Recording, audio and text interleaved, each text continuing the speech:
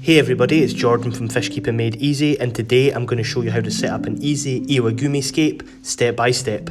So mine turned into more of a Scottish Munro mountain type scape, but regardless the ideas and concepts are pretty much the same. I took inspiration from a recent trip that I had on the West Highland Way, which really showed me the great landscape that Scotland had to offer, and I wanted to recreate this in a fish tank. So Iwagumi is basically a scape that involves and centres around rocks and some low growing carpeting plants. It actually takes inspiration from Japanese gardens, but there's no set rules to aquascaping, so feel free to take inspiration from multiple sources. In this case, I've taken inspiration from the natural landscape around me from where I live and used an aquascaping style to create this environment in a tank. So this is my Scottish mountain twist on the Iwagumi Aquascape. So for this scape we used some Sarayu stone. It really gives off that mountainous look. We got a large piece of it and basically just broke it on the ground, and it broke into loads of little pieces for us to use. So for the carpeting plant we went for some mini chainswords by Tropica. These are quite undemanding and will be really good for the scape.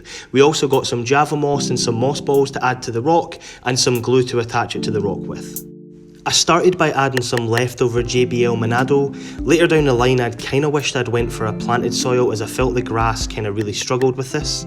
So with the rock, I took pieces and played around with the layout. I tried to have a few larger bits of the rock as the focal points and foundation of the mountains, and I added smaller bits in between these to create more depth and try to achieve that much more dynamic look, which would ultimately give it that mountainous look. So once I had all the rock in place, I took a few photos so I knew exactly where the rocks were positioned. This would help me for when I was taking them out and adding the moss in. So the moss balls, which are actually not a moss at all, they're actually a type of algae called maramo, which is Japanese word for seaweed ball, is a rare growing algae that grows in a circular ball. You'll find it in Japan and Northern Europe. They do great in low light, so they can be placed in shaded parts of the rocks. I basically just ripped them apart and started gluing large clumps of them onto different bits of the rocks, adding bits of the moss to the peaks and crevices to give the rock a lot more life. We also added some java moss to the rocks. This would give another type of texture to the scape. Again, it's easy to grow and it would be perfect for any shrimp that were in the tank. So finally, we added the carpeting plant. I took the carpet apart and planted it in a little pattern to give it the best chance of knitting together and carpeting. I used some root tabs to give it the best start and a little boost, since we didn't have a nutrient-rich soil.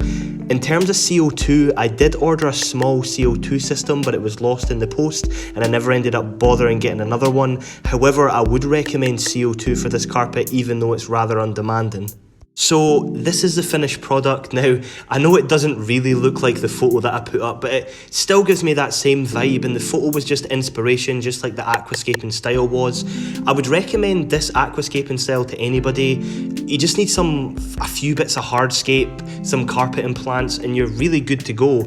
9 times out of 10, you've probably already got some of this in tanks already, so give it a go. Give us a shout on @Fishkeeping Made Easy's Instagram if you do, and thank you for watching, and don't forget to subscribe.